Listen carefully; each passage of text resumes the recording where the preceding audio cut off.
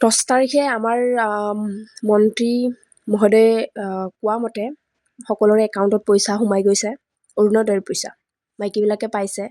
কিন্তু এইটো কথা নকওঁ যে এই 9,000 টকাটো যে পাইছে, এই টকাটো ক'ৰ পৰা আহিছে। আমি কোনে কি ভাবিছে নাজানো, আমাৰ চৰকাৰখনে কি ভাবিছে এইটোও নাজানো আমি। কিন্তু আহিবলগীয়া 2-4 বছৰ, এই বছৰকেইটাত কি হ'বলৈ গৈ আছে আমি নিশ্চয় অনুভৱ কৰিব পাৰিছোঁ।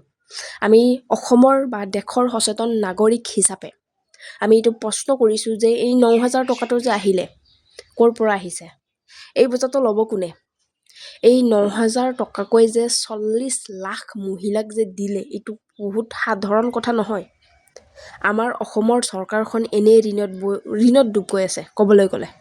আৰু এই টকাখিনি যে আহিছে, এতিয়া ইয়াৰ বোজাটো আমাৰ সাধাৰণ জনগণৰ ওপৰত যদি নপৰে, মই এইখিনি কথাই ক'বলৈ কৈছোঁ। গতিকে একো নকওঁ, একো ক'বলগীয়াও নাই, একো ধৰিবলগীয়াও নাই। গতিকে যিহেতুকে মুখ্যমন্ত্ৰী ডাঙৰীয়া আছে, তেওঁৱেই আমাৰ অসমৰ ৰজা ক'বলৈ গ'লে। এতিয়া আৰু যদি ইলেকশ্যনত তেওঁ আৰু জিকি যায়, তেতিয়াহ'লে আমাৰ ক'বলগীয়া একো নাই। ভাল কাম কৰিছে, বহুত ভাল কাম কৰিছে। কিন্তু এই ভাল কামটো যদি বেয়া কামত পৰিণত নহয়, মই এইখিনিয়ে কথা ক'বলৈ গৈছোঁ। আজি আমাৰ চিলিণ্ডাৰৰ দাম বাঢ়ি কিমান হৈছে জানে? গেছৰ চিলিণ্ডাৰৰ দাম বাঢ়ি 1,500 টকা গৈছে।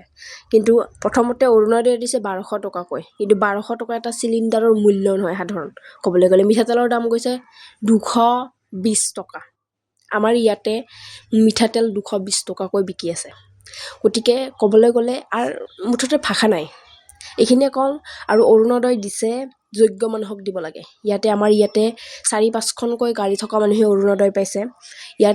আমাৰ ইয়াতে মাইকীবিলাকৰ যিবিলাকৰ মতা মৰিছে সেইবিলাকে পোৱা নাই। সেইবিলাক মানুহে পোৱা নাই, কিন্তু চাকৰিয়াল মানুহে পাইছে। ইয়াতে টকা দি চাকৰিয়াল মানুহে অৰুণোদয় কিনি লৈছে, চাকৰি কিনি লৈছে। গতিকে এইবিলাক কথা ক'বলৈ একো নাই। এইবিলাক কথা ধৰা বান্ধা মানুহ নাই আমাৰ সমাজত। গতিকে আমাৰ সমাজত যাৰ টকা পইচা আছে সেইখিনি মানুহেহে এইখিনিক চিনি পায়। এইখিনি তাত নকওঁ। গতিকে আমাৰ সাধাৰণ মানুহখিনি, ধনী মানুহেতো বাচি যাব ভাই, মই ক'বলগীয়া একো নাই।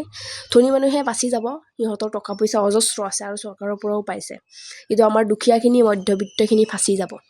এই ঋণ যে লৈছে চৰকাৰে, এই ঋণ লোৱা পইচা আমাৰ সাধাৰণ মানুহক বা মহিলাসকলক যে বিলাই আছে, এই ঋণৰ বোজা যাতে আমাৰ ওপৰত নপৰে, মই এই কথাটোৱে কৈছোঁ। আৰু আহিবলগীয়া 2-4 বছৰৰ ভিতৰত আমাৰ অসমখন কোন দিশে গতি কৰিব আমি নিশ্চয় অনুভৱ কৰিব পাৰিছোঁ। আৰু এইখিনি কথাই মই আমাৰ চৰকাৰখনক সকীয়াই দিছোঁ যে যাতে এই ঋণৰ বোজা আমাৰ ওপৰত নপৰে। গতিকে আমি সেই পইচা খোৱাও নাই, ধোৱাও নাই, আমি নাপাওঁ। গতিকে যিখিনি চাকৰিয়াল মানুহক দিছে সিহঁতৰ পৰা লওক, আমাৰ ওপৰত যাতে নপৰে। আমি হাজিৰা কৰি খোৱা মানুহ ভাই, এইখিনি কথাই কৈছোঁ। আমি হাজিৰা কৰি খোৱা মানুহ, আমাৰ ওচৰত যাতে এইবিলাকৰ কোনো কমপ্লেইন নাহে।